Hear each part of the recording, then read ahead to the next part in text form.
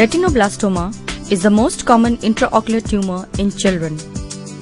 Over the years, the aim of retinoblastoma treatment has shifted from life salvage to globe salvage and possible vision salvage.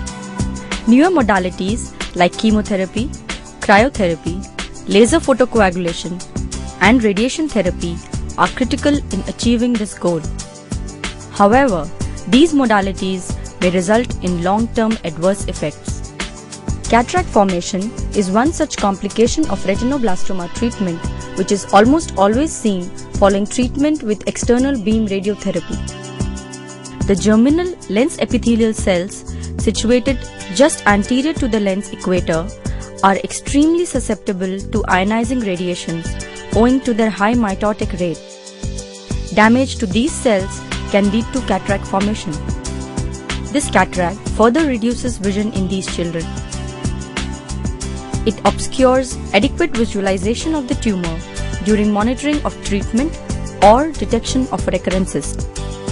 Cataract surgery in retinoblastoma is managed in 3 steps, which are preoperative evaluation, intraoperative strategies and precautions, and postoperative care.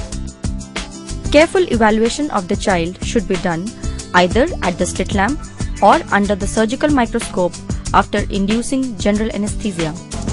Often these children have associated radiation-induced dry eye and ocular surface problems.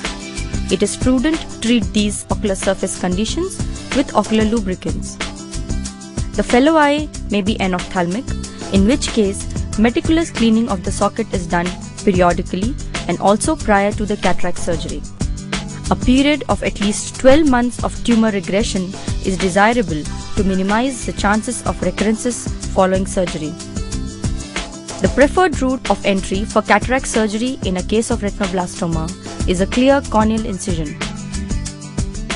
This is to minimize the chances of tumor recurrence and also enable its early detection at the clear corneal incision site as compared to the scleral incision which is hidden beneath the conjunctiva.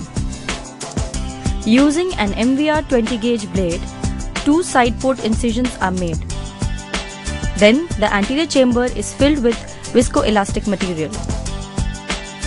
Any posterior synechia, if present, are severed using a blunt instrument such as an iris spatula.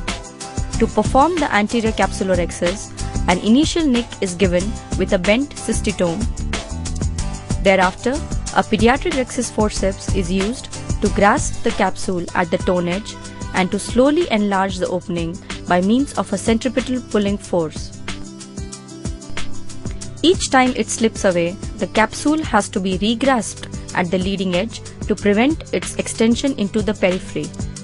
An ideal anterior capsulorhexis should be 5 to 5.5 mm in diameter. It is not uncommon to find an abnormal, highly elastic capsule in retinoblastoma cataracts. Occasionally, a thick anterior capsular plaque may be found, in which case a curved microscissors may be used to cut it. The lens matter is then aspirated using bimanual irrigation aspiration system. These cataracts are often leathery in consistency and are difficult to aspirate, as can be seen now. The management of the posterior capsule is the most challenging part. A primary posterior capsulotomy or PPC is best avoided, as otherwise the tumor cells would have direct access to the anterior chamber. The decision to perform a PPC depends on various factors, such as the age of the child, duration of tumor quiescence, and the initial grade of the tumor.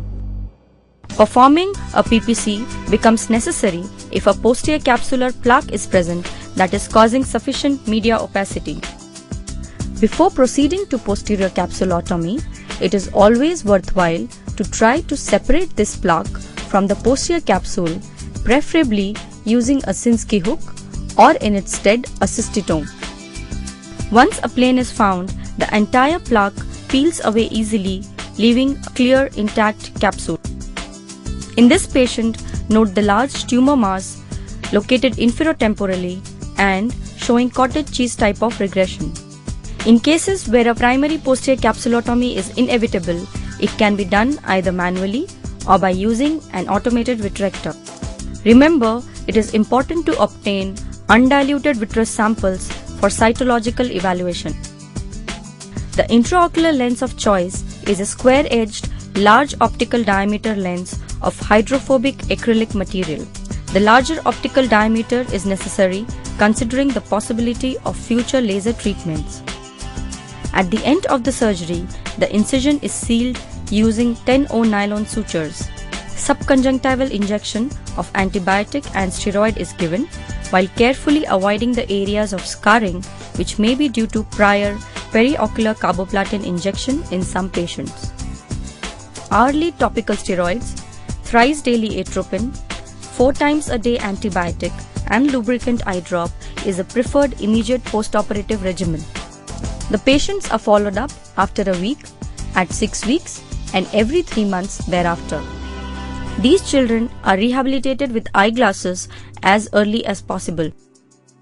At the 6 weeks follow-up, an ocular oncologist evaluates the tumor status. Cataract surgery in a patient with retinoblastoma requires modification of routine pediatric cataract surgery in several ways. The visual outcome following cataract surgery ultimately depends on the location of the tumor, with the more posterior tumors resulting in poorer vision. To achieve the best possible outcome, these children require combined care from an ocular oncologist, a pediatric ophthalmologist, and a rehabilitation specialist.